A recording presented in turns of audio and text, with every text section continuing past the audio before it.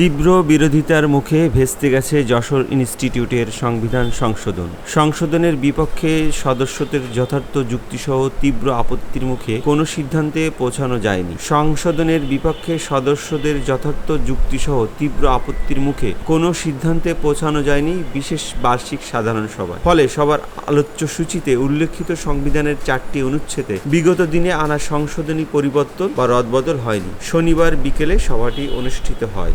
সভায় বিগত বার্ষিক সাধারণ সভার কার্যবিবরণী পাঠ ও অনুমোদন শেষে সদস্যরা উন্মুক্ত আলোচনায় অংশ নেন। এ সময় সদস্যদের কেউ কেউ বিশেষ বার্ষিক সাধারণ সভাটিকে অবৈধ বলেও দাবি করেন। সেই সাথে সংবিধান সংশোধনের বিপক্ষে যুক্তি তুলে ধরে বক্তব্য রাখেন। অবশ্য উপস্থিতদের মধ্যে কারো কারোর বক্তব্য সংবিধান সংশোধনী বাতিলের পক্ষেও মতামত তুলে ধরতে দেখা যায়। তবে সভা চলাকালে যখনই কেউ সংবিধানে আনা সংশোধনী বাতিলের পক্ষে বক্তব্য দিচ্ছিলেন, তখন উপস্থিতদের বেশিরভাগেরই সেটির বিপক্ষে অবস্থান নিতে দেখা যায়। সবার শেষে একটি কমিটি গঠনের মাধ্যমে আলাপ আলোচনার ভিত্তিতে পরবর্তীতে সংবিধান সংশোধনের সিদ্ধান্ত হয়। সভায় সভাপতিত্ব করেন পদাধিকার বলে যশোর ইনস্টিটিউটের সভাপতি যশোরের ডেপুটি কমিশনার আজহারুল ইসলাম। কার্যবিবরণী পাঠ করেন যশোর ইনস্টিটিউটের সাধারণ সম্পাদক ডাক্তার আবুল কালাম আজাদ লিটু।